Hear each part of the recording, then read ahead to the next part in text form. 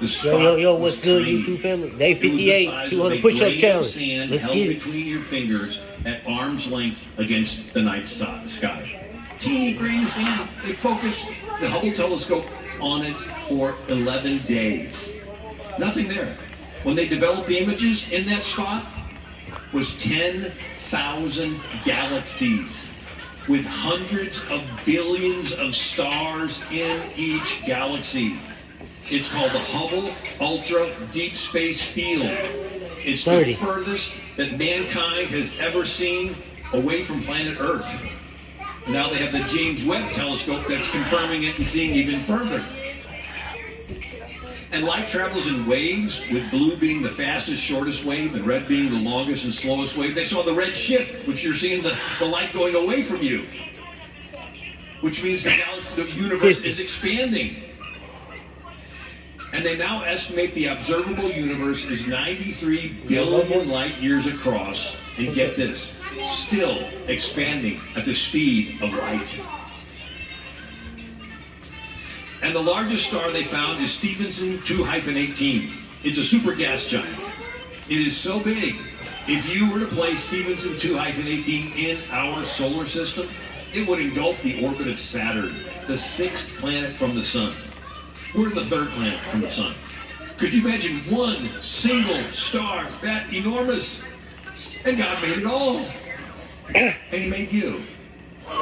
What could you 75. possibly offer this being that is that powerful? Nothing. Except maybe something. If you think of it, what's a galaxy anyway?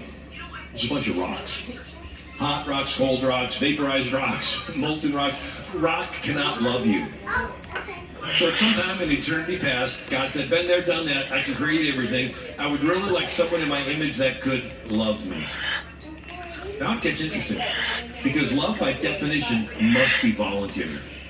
The moment it's forced, it evaporates. 100. You know, God doesn't need your love. He's not incomplete in any way, and your love somehow completes him. No, He's complete all by Himself. He doesn't need your love, but He wants it. Parents don't need the love of their children, but they want it. And you think of, well, what's the most important thing in your life? Well, somewhere at the top of the list is probably loving and being loved. You don't usually have somebody on their deathbed saying, oh, I wish I would have spent a little more time at the office. Well, if loving and being loved is important to us, and we're made in the image of God, could it be that loving and being loved is something in God's heart? And He loves everything He created. Woo, But the big 125. part is interesting, because there must be free will. You know, I looked up the word angel in the King James Bible. It appears 289 times. Never once does it say the angels love God. They worship Him, they glorify Him, they praise Him, they smite God's enemies, they deliver God's messages, right, to Daniel, to Mary, the mother of Jesus. They're heavenly witnesses. They sing for joy when God created the stars. They rejoice when one person turns to salvation. But the word love is not used in any verse to describe an angel's relationship with God. They are immensely intelligent and immensely powerful, but they're not made in God's image. Jesus did not die on the cross for angels. They were made for a purpose, and you were made for a purpose. What purpose do we have? We're not very smart. We're not very powerful.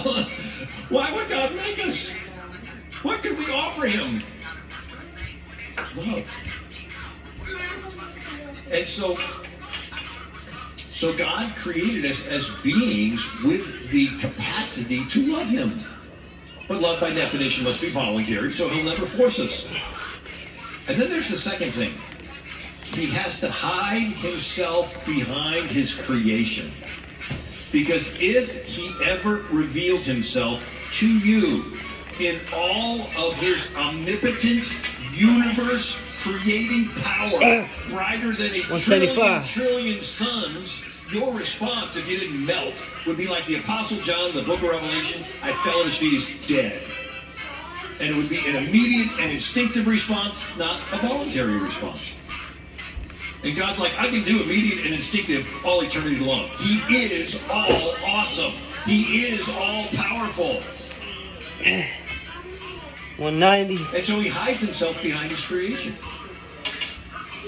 People say, if God's real, why doesn't he show himself? Because the moment he shows himself, your free will is gone. In the presence of such power, there's no free will, it's gone. And so the same hiding of himself that allows us to have free will necessitates that we have